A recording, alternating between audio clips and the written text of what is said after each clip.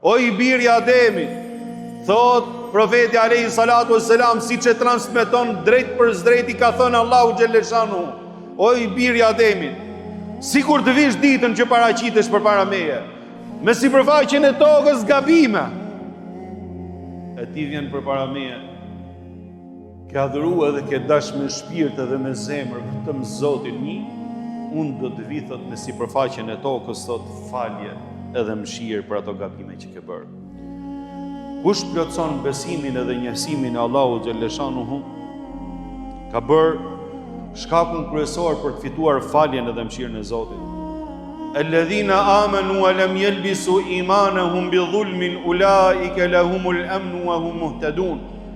Ata cilët besuan dhe besimin e tyre, thot Allahu xhaleshanu, nuk e mveshën me padrejtësi, për ata do të ketë siguri edhe qetësi, edhe le të jenë të qetë ato për ditën që dalin para Allahu xhaleshanu, sepse ata janë të udhëzuarit.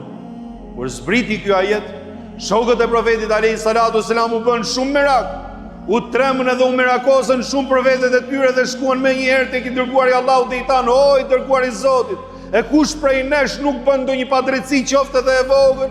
Ata të cilët besuan dhe nuk e mveshën besimin e tyre me padrejtësi. Kush prej nesh nuk ka gabime dhe mëkate? Buzëqeshi profeti alayhi salatu wassalam dhe i tha: nuk është kuptimi për këtë që juve e keni menduar dhe kuptuar. Kuptimi i këtij ajeti është për shirkun, të adhurosh dikë tjetër përveç Zotit të vetëm, të vërtetit, ose bashkë me Allahun xhelleshanu. Mohosh Zotin.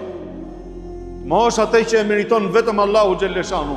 Ky është kuptimi. A nuk i keni pas, si thot Zoti xhelleshanu, inna shirke la dhulmun adhim, me të vërtet shirku, pra idhujtaria ose të adhurosh dikë tjetër përveç Allahu xhelleshanu, është padrejtësia më e madhe që mund të bëjë njeriu dhe mund të ndodhi.